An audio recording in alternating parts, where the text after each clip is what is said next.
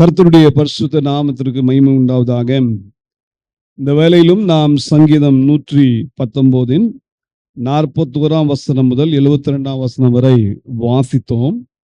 தேவ ஆவியானவர் தாமே இதை தியானிக்கும் பொழுது நம்மோடு பேசுவாராக. தேவனுடைய தாசன் நமக்கு அநேக ஆவிக்குரிய சத்தியங்களை இந்த சங்கீதத்தின் வாயிலாக நமக்கு எழுதி கொடுத்திருக்கிறார். வேத வசனத்தின் மேன்மையை நாம் அறிந்து கொள்ள வேண்டும். அதுதான் நம்முடைய வாழ்க்கையின் இலக்காய் இருக்க வேண்டும். இந்த சங்கீதத்துல 22 எபிரேய எழுத்துக்களை வைத்துதான் ஒவ்வொரு பகுதியும் எழுதப்பட்டிருக்கிறது. 5 எபிரேய எழுத்துக்களை வைத்து எழுதியிருக்கிறார். அதை நம்ம தியானிச்சோம். இப்போ 6வதாக ஒரு எழுத்து வருகிறது. இந்த எழுத்துக்கு பேர் என்ன? வவ். இந்த எழுத்தை வைத்துதான் இந்த 8 வசனங்களும் அதனுடைய ஆரம்ப வார்த்தைகள் ஆரம்பமாகிறது. வவ் என்பதற்கு கொக்கி என்று அர்த்தம், இல்லைன்னா கூடார ஆணி என்று அர்த்தம். இந்த எழுத்தின் ஆவிக்குரிய அர்த்தம் என்ன அப்படின்னு கேட்டீங்கன்னா, நம்மை இணைக்கிறது, தொடர்புடையதாய் மாற்றுகிறது, நம்மை பாதுகாக்கிறது என்பதை நாம் மறந்துவிடக்கூடாது. கொக்கி என்ன வேலை செய்யும் நமக்கு தெரியும். ஒரு கூடார ஆணி என்ன செய்யும் நமக்கு தெரியும். பரலோகத்தோடு நம்ம இணைக்கிற வேலையை செய்கிறது எது? அதை வைத்துதான் சங்கீதக்காரன் எழுதியிருக்கிறார். இன்னொரு விதத்துல சொன்னா, பரத்திலிருந்து வரும் வெகுமதியை குறித்து அவர் பேசுகிறார். இதனுடைய எண் மதிப்பு எவ்வளவுன்னு கேட்டீங்கன்னா 6. மனிதனுக்காகவே தேவன் பரத்திலிருந்து தம்முடைய அருமையான வரங்களை நமக்கு கொடுத்திருக்கிறார். நல்ல வெகுமதியை கொடுத்திருக்கிறார். நமக்கு சிறந்த வெகுமதி இந்த உலகத்துல எதுங்க? தேவனுடைய வார்த்தை.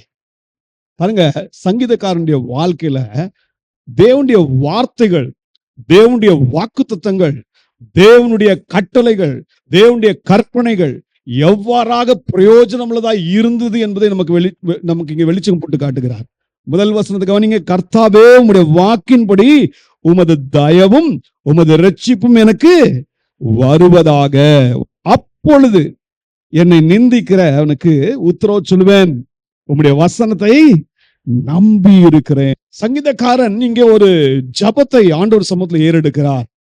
என்ன ஜபம்? ஆண்டவரே, உமது இரட்சிப்பு எனக்கு வருவதாக. உம்முடைய நித்திய இரட்சிப்பை நான் பெற்றுக்கொள்ள வேண்டும். நீங்க இந்த உலகத்துல ரட்சிக்கப்பட்ட மனிதர்களா இருந்தீங்கன்னா நீங்க பாக்கியசாலிகள். ரட்சிக்கப்பட்ட மனிதன் தான் பரலோக ராஜ்யத்துக்குள்ளேயே என்டர் பண்ணுவான். அப்போ உமது வாக்கின்படி ஆண்டவரே, உம்முடையது தயவும் உமது இரட்சிப்பு எனக்கு கிடைப்பதாக. நமக்கெல்லாம் தேவன் தம்முடைய சுவிசேஷத்தை அறிவித்தார். அது அவருடைய வாக்கு. அந்த சுவிசேஷத்தை நமக்கு அறிவித்து நித்திய இரட்சிப்பை நமக்கு அருளினார். அவருடைய தயவு நம்மோட இருக்கும் போதுதான் அந்த நித்திய இரட்சிப்பை நாம் பெற்றுக்கொள்கிறோம். பாவ மன்னிப்பு நிச்சயத்தை நம்ம பெற்றுக்கொண்டோம் அப்படின்னு சொன்னா, நம்மை நிந்திக்கிறவனுக்கு நம்ம என்ன சொல்ல முடியும்? உத்தரவு சொல்ல முடியும். உம்முடைய வசனத்தை நான் என்ன செய்யறேன்? நம்பி இருக்கிறேன். தாவீதுடைய ஜீவியத்தை கவனிங்க. ஆண்டவர் சமூகத்தில் சொல்ற, ஆண்டவரே, நான் நிற்கும்படியாய் எனக்கு உதவி செய்யுங்க. எந்த மனிதன் தைரியத்தோடு நிற்க முடியும் சொன்னா, எந்த மனிதனுடைய பாவத்தை கர்த்தர் மன்னித்தாரோ, எந்த மனிதன் தேவனுடைய தயவினால் தொடப்பட்டானோ, எந்த மனிதன் தேவனுடைய இரட்சிப்பை பெற்றானோ, அவன் தான் தைரியமாய் நிற்க முடியும். இன்னைக்கு நம்முடைய வாழ்க்கையில இந்த தைரியம் தேவை அப்படின்னு சொன்னா, இந்த இரட்சிப்பை நாம் பெற்றுக்கொள்கிற பிள்ளைகளாக இருக்கணும். வசனம் நமக்கு ஒரு கொக்கியை போல உண்டு. பரலோகத்தோட நம்ம இணைக்கிற ஒரு கொக்கி. ஆகவே தேவனே, உம்முடைய வாக்கின்படி எனக்கு உதவி செய்யும் என்று சொல்லி தாவீது கேட்கிறவராயிருக்கிறார். அதே போல பாருங்க, அடுத்தது சொல்றாரு, சத்திய வசனம் முற்றிலும் என் வாயினின்று நீங்க விடாதேயும், உம்முடைய நியாய தீர்ப்புகளுக்கு காத்திருக்கிறேன். நான் எப்பொழுதும் என்றைக்கும் உமது வேதத்தை காத்துக்கொள்வேன். வேத வசனத்தின் அந்த மேன்மையை தாவீது அறிந்ததினாலே அவர் சொல்றாரு, ஆண்டவரே உம்முடைய வேதத்தை என் வாயிலிருந்து நீக்கிறாதீங்க, அந்த சத்திய வசனம் என் வாயிலே இருப்பதாக. அதுக்கு நீங்க ஒரு தீர்மானம் எடுக்கணும். என்ன சொல்லணும் தெரியுமா? தாவீதை போல, நான் எப்பொழுதும் என்றென்றைக்கும் உமது வேதத்தை என்ன செய்வேன்? காத்துக்கொள்வேன். ஒரு பொருளை நீங்க எப்போ காத்துக்கொள்வீங்க? அது உங்களுக்கு விலையேற பெற்றதா இருக்கும்போது அதை பத்திரமா பாதுகாத்துக் கொள்வீங்க. அதான் சொன்னேன், பரத்திலிருந்து கொடுக்கப்பட்ட ஒரு வெகுமதி தான் சத்திய வேதம். நம்ம கரங்கள்ல இன்னைக்கு சத்திய வேதம் இருக்கு, கரங்கள்ல தான் இருக்கு, இதயத்துல இருக்கா? இந்த வேதத்தை நம்ம எப்பொழுதும் என்றென்றைக்கும் காத்துக்கொள்வேன் என்று சொல்ல முடியுமா? சங்கீதக்காரனை போல சொல்ல நம்ம பழகணும். இந்த வேத வசனத்துக்காக எத்தனையோ பரிசுத்தவான்கள் தங்களுடைய ஜீவனை இழந்திருக்கிறார்கள். பெரும் பெரும் அரசாட்சிகள் வந்து தேவ பிள்ளைகளை துன்பப்படுத்தினதே இந்த வேத வசனத்துக்காக தான். அந்த வேத வசனத்தை காத்துக்கொள்ளும்படியாய் அவர்கள் தங்கள் பிராணனை கூட துச்சமாய் எண்ணினார்கள். இன்னைக்கு தேவ பிள்ளைகளை நாம் எப்படி இருக்கோம்? வேத வசனத்தை காத்துக்கொள்கிறோமா? சொல்ல முடியுமா? எப்பொழுதும் என்றென்றைக்கும் நம்முடைய வேதத்தை காத்துக்கொள்வேன்ப்பா, நம்முடைய வேதத்துக்கு என் வாழ்க்கையில முக்கியத்துவம் கொடுப்பேன், இந்த சத்திய வசனத்தை மட்டும் என் வாயிலிருந்து என்ன செய்யறாதீங்க, எடுத்துடாதீங்க, உம்முடைய நியாய தீர்ப்புக்கு நான் என்ன செய்யறேன்? காத்திருக்கிறேன், காத்திருக்கிறேன். இப்படி சொல்லிட்டு தான் அவர் சொல்றாரு, ஆண்டுடைய கட்டளைகளையும் ஆண்டுடைய கற்பனைகளையும் ஆண்டுடைய சாட்சிகளையும் எவ்வாறாக அவர் பார்க்கிறார், எவ்வாறாக தன் வாழ்க்கையில அபியாசப்படுத்துகிறார் பாருங்க. சொல்றாரு, நான் உம்முடைய கட்டளைகளை ஆராய்கிறபடியால். இன்னைக்கு நம்மளாம் தேவனுடைய கட்டளைகளை ஆராய்கிறோமா? தேவன் தம்முடைய பிரமாணங்களை நமக்கு கொடுத்திருக்கிறார், தம்முடைய சட்ட திட்டங்களை கொடுத்திருக்கிறார். கிருபா பிரமாணம் நமக்கு உண்டு. பழைய ஏற்பாட்டு பரிசுத்தவான்களுக்கு நியாய பிரமாணம் இருந்தது. இன்றைக்கு நாம் புதிய ஏற்பாட்டு விசுவாசிகள், நமக்கு தேவன் கிருபா பிரமாணத்தை கொடுத்திருக்கிறார், கிருபையின் சட்ட திட்டங்களை கொடுத்திருக்கிறார். எவ்வளவு விலையேறப்பட்ட சட்டத்திட்டத்தை நாம் பெற்றிருக்கிறோம். எப்படி வாழணும், எப்படி நீதி மார்க்கத்துல நடக்கணும் என்றெல்லாம் நமக்கு தம்முடைய வசனத்தின் மூலமாக அழகாக நமக்கு போதித்து வருகிறாரு. அந்த வசனத்தை, அந்த கட்டளைகளை, அந்த கற்பனைகளை நாம் ஆராய்கிறோமா? ஆராய்கிற பழக்கம் நமக்கு உண்டா? இன்னைக்கு கிறிஸ்தவர்களுடைய ஆவிக்குரிய வீழ்ச்சிக்கு காரணம் என்ன என்று நீங்க கேட்டீங்கன்னா, நான் சொல்வேன், வேத வசனத்துக்கு அவர்கள் வாழ்க்கையில முக்கியத்துவம் கொடுக்காததும் அதை ஆராயாமல் இருப்பதுதான் அதுக்கு காரணம் என்று சொல்வேன். நம்முடைய வாழ்க்கையில தேவனுடைய கட்டளைகளை ஆராய்வதற்கு, தேவனுடைய வசனங்களை ஆராய்வதற்கு நேரத்தை நாம் செலவிட வேண்டும்.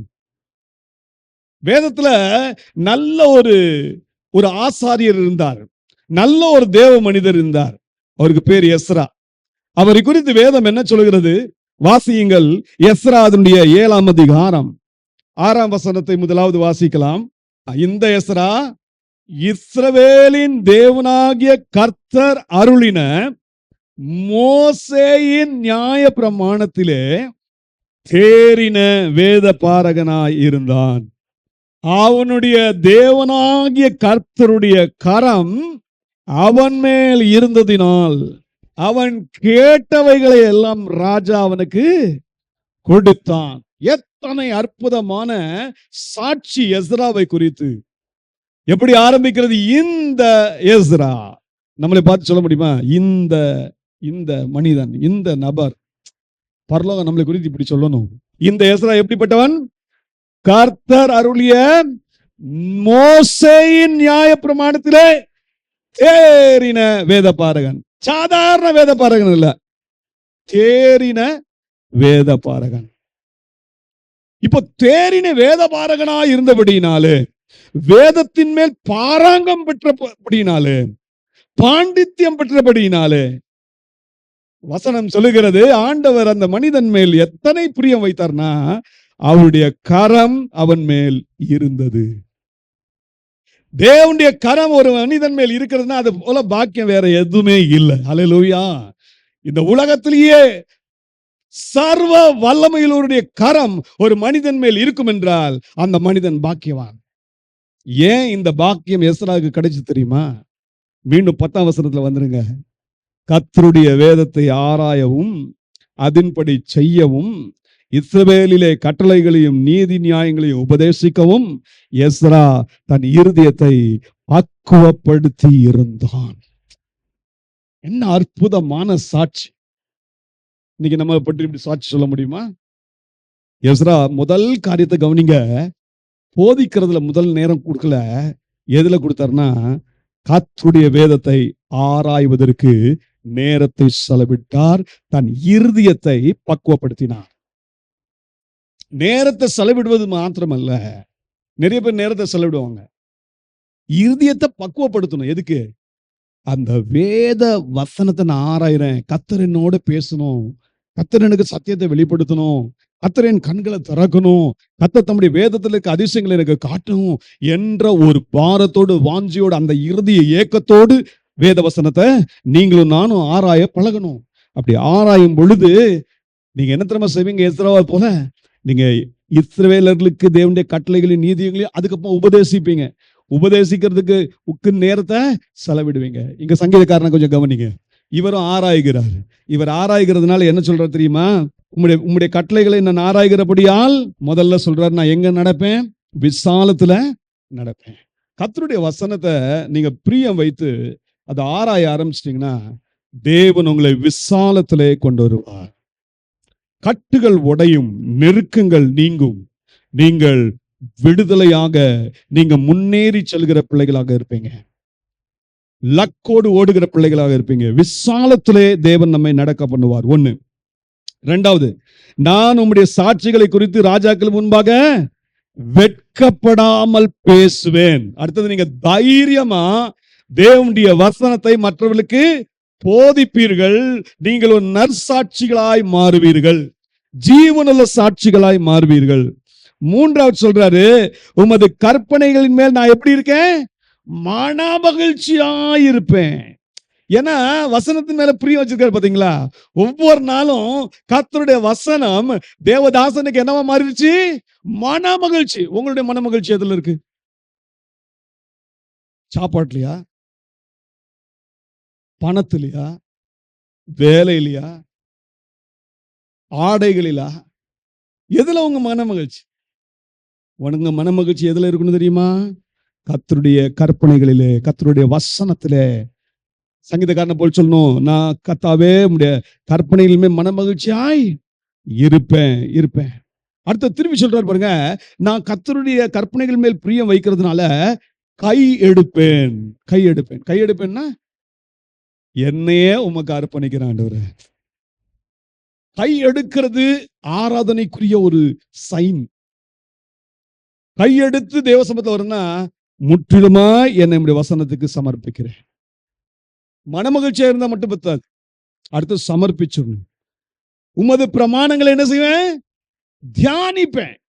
ஒவ்வொரு நாளும் தியானிக்கிற மனுஷன் பாக்கியவான். வேத கற்பனைகளை, தேவன் கொடுத்த நல்ல வசனங்களை இரவும் பகலும் தியானிக்கிற மனுஷன் யாரு? பாக்கியவான். அவன் நீர்க்காலைகளின் ஓரமாய் நடப்பட்டு தன் காலத்தில் தன் கனியை தந்து இலை உதராது இருக்கிற மரத்தை போல் இருப்பான். அவன் செய்வதெல்லாம் வாய்க்கும். இன்னைக்கு இப்படிதான் சங்கீதக்காரன் தேவ வசனத்தின் மேன்மையை நமக்கு கற்றுத் தருகிறார். தேவ வசனம் நமக்கு ஒரு கொக்கியை போல அது நம்மை தேவனோடு இணைக்கிற ஒன்றாய் இருக்கிறது. தேவ வசனம் ஒரு கூடார ஆணியை போல நம்முடைய வாசஸ்தலத்தை ஸ்திரப்படுத்துகிறதா இருக்கிறது. நல்ல கவனிங்க, இன்னைக்கு நம்முடைய ஜீவியம் எப்படி இருக்கிறது? சங்கீதக்காரனை போல நாமும் தேவனுடைய வார்த்தையின் மேல பிரியம் வைப்போம். சொல்லுவோம், எப்பொழுதும் என்றென்றைக்கும் உம்முடைய வேதத்தை நான் என்ன செய்வேன்? காத்துக்கொள்வேன். இரண்டாவது பகுதிக்கு வரும் பாருங்க. இதனுடைய இன்னொரு எழுத்து இங்க சொல்லப்பட்டிருக்கு. இந்த எழுத்துக்கு பேர் என்ன? சாயின். சாயின் என்று சொல்லி சாயின் என்ற எழுத்து. இந்த சாயின் என்பதற்கு அர்த்தம் என்னன்னு கேட்டீங்கன்னா, ஆயுதம். பட்டயம். இன்னொன்னு அர்த்தம் இருக்கு, வேலி. இதனுடைய ஆவிக்குரிய அர்த்தம் என்ன அப்படின்னு கேட்டீங்கன்னா, நமக்குள்ளே அநேக ஆவிக்குரிய போராட்டங்கள் ஏற்படும். இந்த ஆவிக்குரிய போராட்டங்கள் நம்முடைய வாழ்வாதாரத்துக்கு சில டைம் கேள்விக்குறியா மாத்திரும். அந்த நேரத்துல நம்ம போராட்டத்துல ஜெயம் பெறுவதற்கு தேவன் நமக்கு தம்முடைய வார்த்தையை ஆயுதமாக கொடுத்திருக்கிறார். அதே வார்த்தையை தேவன் நமக்கு கவசமாக கொடுத்திருக்கிறார், வேலியாக தேவன் கொடுத்திருக்கிறார். இதனுடைய எண் மதிப்பு என்னன்னு கேட்டீங்கன்னா 7 பூரணத்தை குறிக்கிறதா இருக்கிறது. பாருங்க, ஆண்டுடைய வார்த்தைகள், வாக்குகள் எந்த அளவுக்கு நமக்கு பாதுகாப்பை கொடுக்கிறது. உங்க வாழ்க்கையில சில மன போராட்டங்கள்ல போகும்போது, சூழ்நிலைகள் நமக்கு பாதகமா இருக்கும்போது, இந்த நேரத்துல தேவனுடைய வாக்கு தத்தங்களை பற்றி கொண்டவர்களாய் நீங்க ஜெபிப்பீங்கன்னா, ஒன்று சொல்லட்டும், உங்க வாழ்க்கையில நீங்க வெற்றியை காண்பீர்கள். தேவன் நம்ம நம்ப பண்ணின வாக்குகள் நமக்கு ஆறுதலும் நமக்கு பாதுகாப்பும் தருகிறதா இருக்கிறது. மறந்துடாதீங்க. அதனால்தான் அப்போஸ்தலனாகிய பவுல் எபேசிய மக்களுக்கு எழுதும்பொழுது எழுதுவார், தேவ வசனம் ஆவியின் பட்டயமா இருக்கிறது. இந்த ஆவியின் பட்டயம் என்ன செய்யும்னா, நமக்கு ஆவிக்குரிய போராட்டத்திலே, ஆவிக்குரிய யுத்தத்திலே ஜெயத்தை கொடுக்கிறதா இருக்கிறது. இந்த பகுதியில பாருங்க, சங்கீதக்காரன் எப்படிலாம் சொல்றாரு கவனிங்க. முதல்ல ஏன் இந்த ஆவிக்குரிய போராட்டம் நமக்கு இருக்கு அப்படின்னு சொன்னா, ரட்சிக்கப்பட்ட நாம் எங்க இருக்கிறோம்? நேரா பரலோகத்துக்கு போயிட்டோமா? இல்ல. நம்ம எங்க இருக்கோம்? உலகத்துல இருக்கோம். அப்ப நம்ம யாரு? இதுக்கு முந்தி கூட சங்கீதக்காரன் சொல்லுவாரு, நான் ஒட்டகம். நான் யாரு? பரதேசி. 54 வசனம், நான் பரதேசியாய் தங்கும் வீட்டிலே. நான் பரதேசி. முதல் காரியத்தை நம்ம தெரிஞ்சுக்கணும். நான் எப்படிப்பட்ட பரதேசின்னு உங்களுக்கு சொன்னேன்? பிதாவாகிய தேவனுடைய முன்னறிவின்படியே தெரிந்து கொள்ளப்பட்ட பரதேசி, ஆவியானவரின் பரிசுத்தமாக்குதலுக்கென்று தெரிந்து கொள்ளப்பட்ட பரதேசி, கீழ்ப்படிதலுக்கும் இயேசு கிறிஸ்துவின் ரத்தம் தெளிக்கப்படுதலுக்கும் தெரிந்து கொள்ளப்பட்ட பரதேசி. நம்ம எல்லாம் பரிசுத்தமாகிட்டோம். தேவன் இந்த உலகத்துல தான் வைக்கிறார். நேரா தூக்கி எங்க கொண்டு போறது இல்ல? பரலோகத்துக்கு கொண்டு போறது இல்ல. பரதேசியா தங்கும் வீட்டுல இருக்கும்போது பக்கத்துல சூழ்நிலைகள்லாம் எப்படி இருக்கும்? சில டைம் சாதகமா இருக்குமா? இல்ல. பாருங்க என்ன சொல்றாரு, 51 வசனம், அகந்தைக்காரர் என்னை மிகவும் பரியாசம் பண்ணியும். அகந்தைக்காரர் என்ன செய்வாங்க? பரியாசம் பண்ணுவாங்க. போறான் பாரு, சர்ச்சுக்கு போறான், ஆராதிக்க போறான், பரியாசம் பண்ணுவாங்க. இயேசுவை பின்பற்றும் போது, வசனத்துக்காக நிற்கும் போது இந்த சமுதாயம் நம்மை பரிகசிக்கும். அகந்தைக்காரர்கள் பரிகசிப்பார்கள், துன்மார்க்கர் நமக்கு விரோதமாக எழும்புவார்கள். ஆண்டவர் சொன்னாரு, இந்த உலகத்துல உங்களுக்கு போராட்டம் உபத்திரம் உண்டு, இல்லைன்னு சொல்ல. இதுதான் நம்ம நிலை. இப்போ இந்த நிலைமையில இருக்கிற நாம் இப்ப என்னங்க செய்யணும்? சங்கீதக்காரன் சொல்ற பாருங்க, நீர் என்னை நம்ப பண்ணின வசனத்தை உமது அடியேனுக்காக நினைத்தருளும், அதுவே என் சிறுமையில் எனக்கு ஆறுதல், உம்முடைய வாக்கு என்னை உயிர்ப்பித்தது. இப்போ இந்த உலகத்துல நம்ம தேவனுக்கு பிரியமான பிள்ளைகள் தான், பரதேசிகள் தான், தேவனால் தெரிந்து கொள்ளப்பட்ட பரதேசிகள் தான். ஆனால் அகங்காரிகள் என்ற ஒரு கூட்டம் நமக்கு விரோதமாக இருக்கிறது, சூழ்நிலைகள் நமக்கு பாதகமாக இருக்கிறது. ஆகவே நாம் சிறுமைப்படுத்தப்படுகிறோம். இந்த சிறுமைப்படுகிற நேரத்திலும் ஒன்று சொல்லட்டும், உங்களுக்கும் எனக்கும் தேவன் எதை பட்டயமா கொடுத்திருக்கிறார், எதை வேலியா கொடுத்திருக்கிறார் அப்படின்னு கேட்டா, அவருடைய வாக்கு தத்தங்களை நமக்கு பட்டயமாக, நமக்கு ஆயுதமாக, நமக்கு வேலியாக கொடுத்திருக்கிறார். ஒரு நபரும் நம்மை தொட முடியாது. ஆண்டவர் சொன்னாரு, வாக்கு பண்ணாரு, நான் உன்னை சுற்றிலும் அக்னி மதிலா இருப்பேன். இன்னும் சொன்னாரு, உன்னை தொடுகிறவன் என் கண்மணிய தொடுறான். இன்னும் நமக்கு வாக்கு பண்ணியிருக்கிற, நீ தண்ணீரிலே நடக்கும்போது அதுல நீ மூழ்கி போவதில்லை, நீ ஆறுகளை கடக்கும் போது ஆறுகள் உன்மேல் புரளுவதில்லை. நீ அக்கினியில் நடக்கும் போது வேகாது இருப்பாய். அக்கினி ஜுவாலை உன் பேரில் பற்ற. எத்தனை வாக்குத்தத்தங்க, எத்தனை வாக்குத்தத்தம். இஸ்ரவேலே நீ பாக்கியவான். ரட்சிக்கப்பட்ட ஜனமே உனக்கு ஒப்பானவன் யார்? பாருங்க என்ன வாக்குத்தத்தத்தை கொடுத்திருக்கிறாரு. ஆனா அந்த வாக்குத்தத்தங்களை நம்ம ஞாபகப்படுத்துறோமா?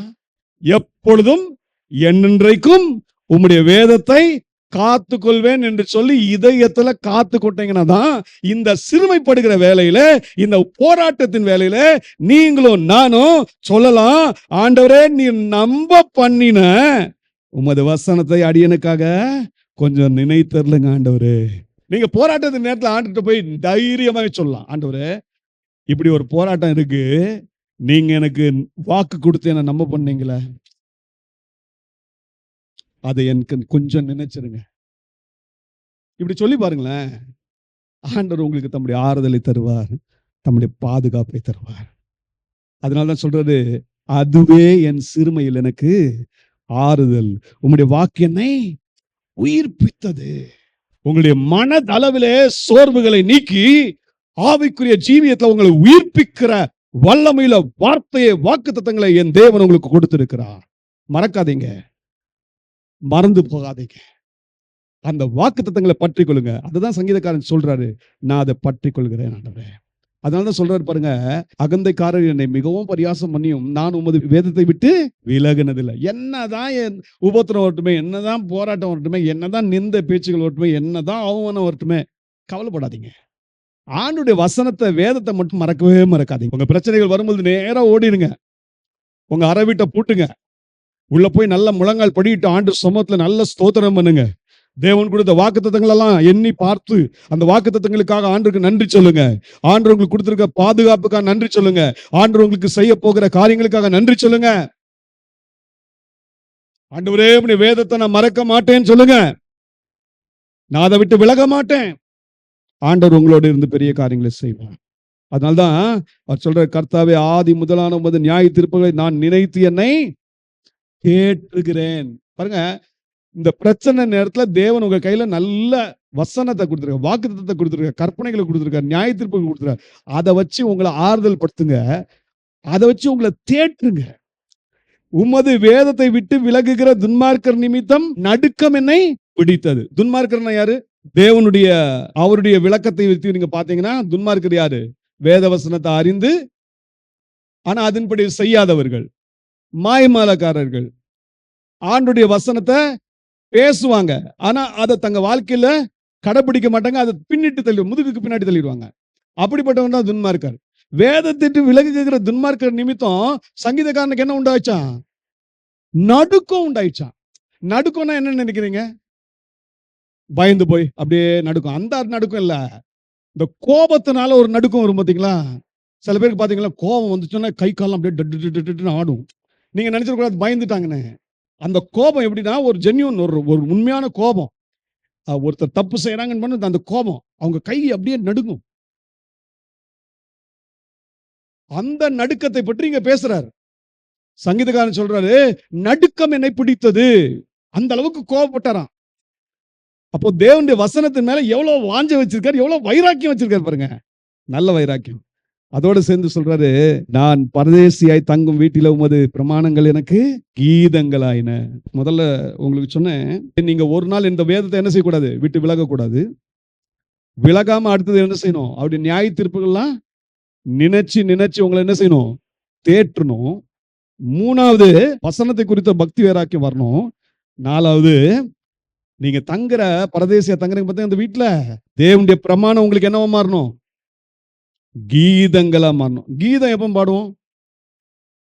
சந்தோஷமா இருந்தாதான் பாடுவோம். அல்லேலூயா. வெளியில எல்லாம் பிரச்சனைங்க, நிந்தையான பேச்சு, அவமானம், ஆனா உள்ளுக்குள்ள சந்தோஷம். அந்த சந்தோஷத்துல நீங்க என்ன செய்யணும், பாடணும். இவ்வளவு நல்ல காரியத்தை சங்கீதக்காரன் சொல்றாரு. ஏன்னா கர்த்தர் மேல அவர் நம்பிக்கை வச்சிருக்கிறாரு. அதனாலதான் நிக்கீல அடுத்தது வாசி பாருங்க, கர்த்தாவே ரா காலத்தில் உமது நாமத்தை நினைத்து உமது வேதத்தை கை கொள்ளுகிறேன். அடுத்தது பாருங்க சொல்றாரு, ரா காலத்துல கூட எழுந்து அவருடைய நாமத்தை நினைக்கிறாராம். கர்த்தருடைய நாமம் தான் நமக்கு பலத்த துருகம், நீதிமான் அதற்குள் ஓடி சுகமாயிருப்பான். ராக்காலம்னா நைட்டு. அப்போ பிரச்சனை அந்த அளவுக்கு ஓவரா இருக்கு. ஆனா இவர் போய் டைரக்டா நைட் என்ன செய்யறாரு? முழங்கால் படிட்டு ஆண்டவருடைய நாமத்தை நினைச்சு, அவருடைய நாமத்தை நினைச்சு ஸ்தோத்தரிக்கிறாரு. கீதங்களா மாறிடுச்சு ஆண்டவருடைய பிரமாணம். சொல்றாரு, நான் உம்முடைய வேதத்தை கை கொள்ளுவேன்ல, கை கொள்ளுகிறேன். கண்டினியூஸ் டென்ஸ், கை கொள்ளுகிறேன். நம்மளால தைரியமா சொல்ல முடியுமா? நான் உமது கட்டளைகளை கை கொண்டபடியினால் இது எனக்கு கிடைத்தது. அப்ப தேவனுடைய பாதுகாப்பு, தேவனுடைய ஆசீர்வாதம் கிடைத்ததுக்கு காரணம் என்ன?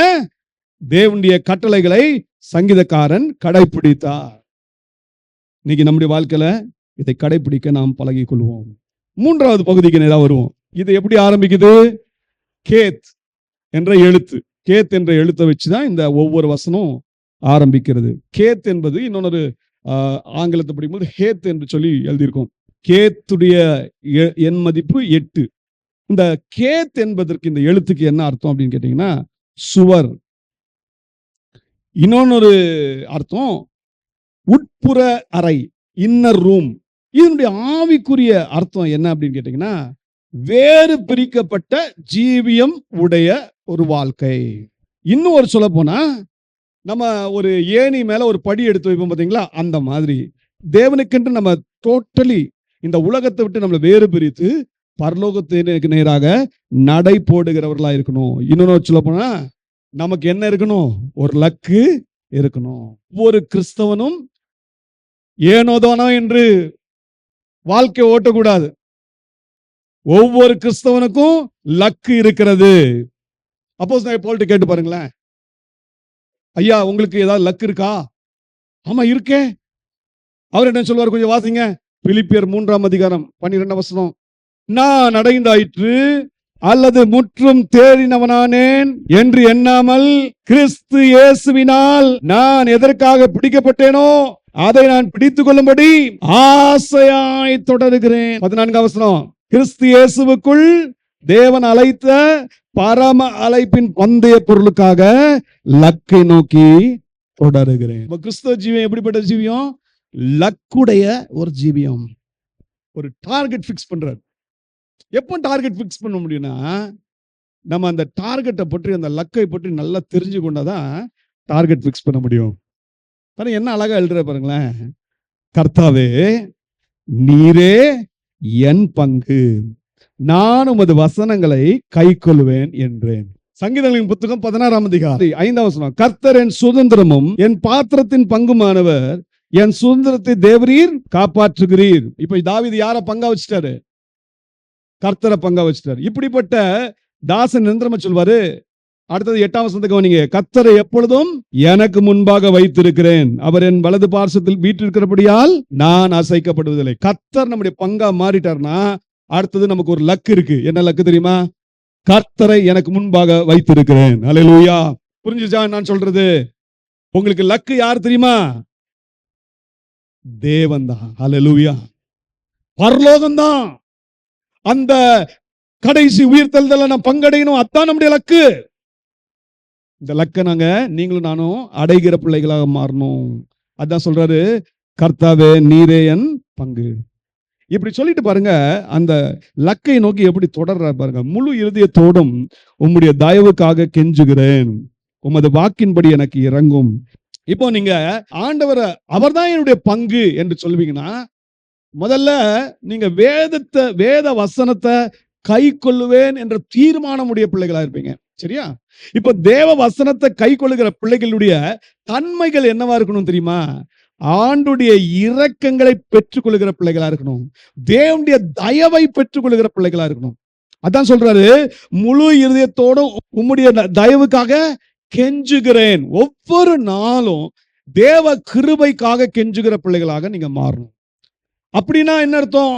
தேவ கிருபை யாருக்கு கிடைக்கும்? யார் தன்னை தேவனுடைய பலிபீடத்துல அர்ப்பணித்து தன்னை தாழ்த்துகிறாளோ அந்த தேவ பிள்ளைக்கு மாத்திரம்தான் தயவு கிடைக்கும். தயவு இல்லாம நம்ம பரலோகத்துக்குள்ள என்ட்ரி பண்ண முடியாது. தேவனுடைய சமூகத்துல போய் நிற்கவே முடியாது. கர்த்தரை நமக்கு முன்பாக வைத்து இருக்கிறோம் என்றால் தேவனுடைய தயவுக்காக முதலாவது கெஞ்சுகிற பிள்ளைகளாக இருக்கணும். அவருடைய வாக்கின்படி எனக்கு இறங்கும்னு சொல்லி கேட்கணும். இரண்டாவது, என் வழிகளை சிந்தித்துக் கொண்டு என் கால்களை உம்முடைய சாட்சிகளுக்கு நேராக திருப்பினேன். என் வழிகளை நான் சிந்திச்சேன், இப்ப என் கால்களை எதுக்கு நேரா திருப்பிட்டேன்? கர்த்தருடைய வழிக்கு நேராய் திருப்பிட்டேன். நம்ம வாழ்க்கையை சிந்தித்து பார்த்து செம்மையான தேவனுடைய வழிக்கு நேராய் நம்மை திருப்பிக் கொள்கிற பிள்ளைகளாக மாறணும். மூணாவது, அவருடைய கற்பனைகளை கைக்கொள்ளும்படி நான் தாமதியாமல் தீவிரித்தேன். அப்படின்றா கீழ்ப்படிதல் எவ்வளவு முக்கியம் கவனிங்க. உடனுக்குடன் கீழ்ப்படிதல். கர்த்தருடைய கற்பனைகளை கை கொள்ளும்படி என்ன செஞ்சாரா? தாமதியாமல் தீவிரத்தேன்னு சொல்றாரு. அப்படின்னா அர்த்தம், நான் கர்த்தருடைய கட்டளைகளுக்கு நான் கொஞ்சம் கூட கால தாமதம் இல்லாம கீழ்ப்படிந்து நடப்பேன். சில நேரங்களில் நம்ம வாழ்க்கையில கீழ்ப்படிதல் தாமதிக்கும் போது அது எதுக்கு சமமா மாறிடும்? கீழ்ப்படியாமைக்கு சமமாய் மாறிடும். இந்த கீழ்ப்படிதல் நம்முடைய வாழ்க்கையில வர வேண்டிய காரியம். அடுத்தது சொல்றாரு, துன்மார்க்கின் கூட்டங்கள் என்னை கொள்ளையிட்டும் நம்முடைய வேதத்தை என்ன செய்ய மாட்டேன்? மறக்கவே மாட்டேன். அதே போல ஆண்டவரை எப்பொழுதுமே தேவனுடைய நியாய தீர்ப்புகளுக்காக அவர் துதிக்கிற தேவ மனுஷனாக காணப்படுகிறார். அது மட்டும் இல்ல, சொல்றது, ஆண்டவரே நான் உமக்கு பயந்து உம்முடைய கட்டளைகளை யாரெல்லாம் கை கொள்கிறாங்களோ அவங்களுக்கு நான் என்னவா மாறுறேன் போல. அப்ப ஐக்கியம், சரியான தேவ பிள்ளைகளோடு ஒரு ஐக்கியம், பரிசுத்தவான்களோடு நல்ல ஒரு ஐக்கியம். இதுதான் லக்கை நோக்கி தொடர்கிற மனிதனுடைய தன்மைகள். 64 வசனத்துக்கு கர்த்தாவே, பூமி உமது கிருபையினால் நிறைந்திருக்கிறது, உமது பிரமாணங்களை எனக்கு போதியும். ஆண்டவரே, உம்முடைய அன்பினால இந்த உலகம் நிறைந்திருக்கிறது. இயற்கையை பார்த்தீங்கன்னாலே தெரியும் ஆண்டவர் எவ்வளவு அன்புள்ளவர், கிருபை உள்ளவர். ஆண்டவர் பார்த்து சொல்லுங்க, ஆண்டவரே உம்முடைய பிரமாணங்களை எனக்கு என்ன செய்யுங்க? போதிங்க. அடுத்த எழுத்துல வரும் தேத் என்ற எழுத்து, தேத் என்று சொல்லப்பட்டிருக்கிறது. இந்த தேத் என்ற எழுத்துக்கு அர்த்தம் என்ன கேட்டீங்கன்னா கூடை. இதனுடைய இன்னொன்னு அர்த்தம் என்ன கேட்டீங்கன்னா கருப்பை. இன்னொன்னு அர்த்தம் இருக்கு, சூழ்ந்து கொள்ளுதல்.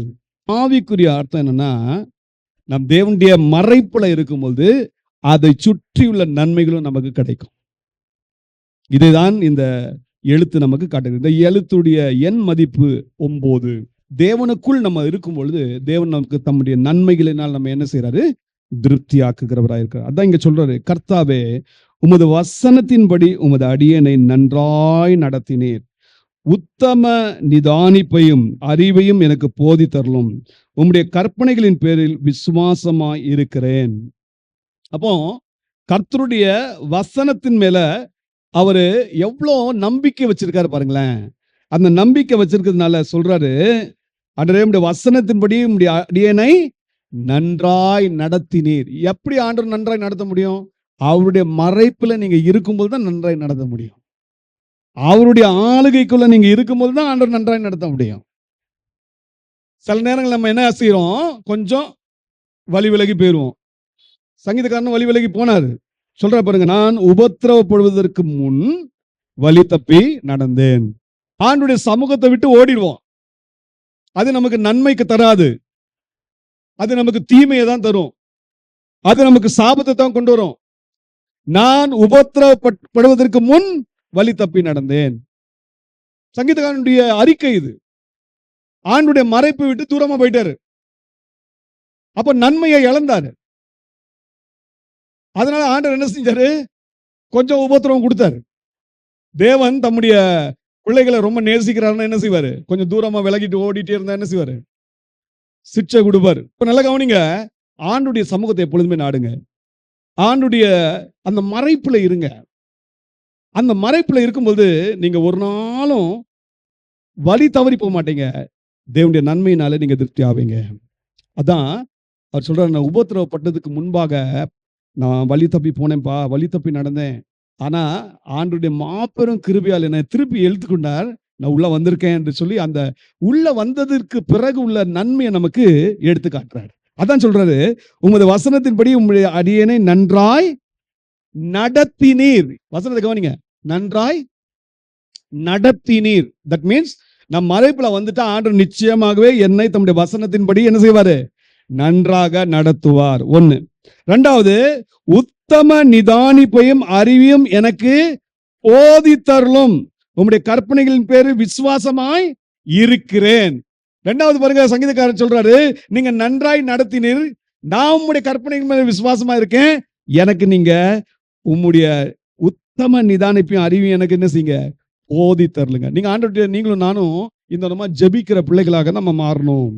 உபத்திரவப்படுவதற்கு முன்பாக வழி தப்பி போன போது நன்மையை இழந்தார் சொல்லிட்ட பிறகு சொல்றாரு, இப்பொழுதோ இப்போ ஆண்டவருடைய மறைப்புல வந்துட்ட பிறகு, ஆண்டவருடைய ஆளுகைக்குள்ள வந்துட்ட பிறகு சொல்றாரு, உம்முடைய வார்த்தையை காத்து நடக்கிறேன். பாருங்க, ஆண்டவருடைய சமூகத்துல வந்து ஆண்டவருக்கு கீழ்ப்படிதல் உள்ள பிள்ளைகளா இருந்தீங்கன்னா நீங்க ஆண்டவருடைய வசனத்தை நிச்சயமாகவே நீங்க கடைப்பிடிப்பீங்க. அதனாலதான் அவரால் தைரியமா சொல்ல முடிந்தது, தேவரீர் நல்லவரும் நன்மை செய்கிறோமா இருக்கிறீர், உமது பிரமாணங்களை எனக்கு போதியும். நீங்களும் நானும் ஆண்டவருடைய மறைப்புல இருந்து ஆண்டவருடைய வசனத்தை நம்ம கற்றுக்கொண்டு நம்ம ஆண்டவருக்கு கீழ்ப்படுகிற பிள்ளைகளா இருந்தா நம்மளால தைரியமா சொல்ல முடியும், எந்த சூழ்நிலையும் சொல்ல முடியும், தேவரீர் நல்லவரும் நன்மை செய்கிறவருமாய் இருக்கிறீர். திருப்பி சொல்லணும், ஆண்டவரே உம்முடைய பிரமாணங்களை எனக்கு என்ன செய்யுங்க? போதிங்க. ஆனா பாருங்க, அகங்காரிகள்னு ஒரு கூட்டம் இருக்கு பாருங்க. அந்த கூட்டம் என்ன செய்யுது? அகங்காரிகள் எனக்கு விரோதமாய் பொய்களை பிணைக்கிறார்கள், நானும் முழு இருதயத்தோடு உம்முடைய கட்டளைகளை கை கொள்ளுகிறேன். பாருங்க, பொய்யான காரியத்தெல்லாம் எனக்கு விரோதமா பேசுறாங்கன்னு சங்கீதக்காரன் சொல்றாரு.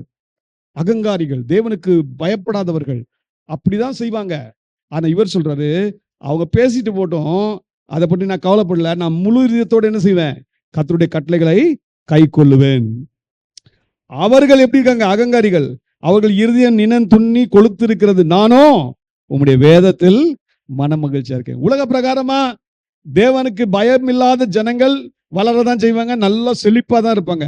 ஆனா நீங்களும் நானும் எதுல மன மகிழ்ச்சியா இருக்கணும்? கர்த்தருடைய வேதத்தில். அதனால்தான் சங்கீதக்காரன் என்ன அழகான அறிக்கையோட முடிக்கிறார் பாருங்க, நான் உபத்திரவப்பட்டது எனக்கு நல்லது, அதனால் உம்முடைய பிரமாணங்களை கற்றுக்கொள்ளுகிறேன். உங்களால என்னால இந்த அறிக்கை செய்ய முடியுமா? நான் உபத்திரவப்பட்டது, நான் அடி வாங்கினது நல்லது, அதனால என்ன செஞ்சேன்? தேவனுடைய பிரமாணங்களை கற்றுக்கொள்ளுகிறேன். கற்றுக்கொள்ளுகிறேன்ல போயிட்டு அடுத்து சொல்றாரு, இப்பதான் வசனத்தின் மேன்மையை நல்லா புரிஞ்சுட்டாரு. ஏன்னா ஆண்டவர் உபத்திரவத்துக்குள்ள கொண்டு போய் அந்த உபத்திரத்துல அவர் கீழ்ப்படிஞ்சு அந்த வேதனையெல்லாம் சகிச்சார்ல, வசனத்தை விட்டு விலகி போகும்போது வர்ற வேதனை விசனங்கள் அதெல்லாம் பார்த்துட்டாரு. இப்போ வசனத்தினால கிடைக்கிற நன்மையை அனுபவிச்சிட்ட பிறகு சொல்றாரு, அநேகமாயிரம் பொன் வெள்ளியை பார்க்கலாம் நீர் விளம்பின வேதமே எனக்கு நலம். நம்மளால சொல்ல முடியுமா? எவ்வளவுதான் பொண்ணு வெள்ளி தங்கம் எல்லாம் கிடைக்கட்டும், அதை காட்டிலும் எனக்கு எது நலம்? நீர் விளம்பின வேதமே எனக்கு நலம். இப்படிதான் நாம் சொல்ல பழகணும். கர்த்தர் தாமே நம்மை பலப்படுத்துவாராக. அடுத்த பகுதியை நம்ம அடுத்த வாரத்துக்கு அப்புறமா நம்ம தியானிக்கலாம். ஆகவே தேவன் தாமே இந்த வசனங்களின் வாயிலாக நம்மோடு இடைப்படுவாராக.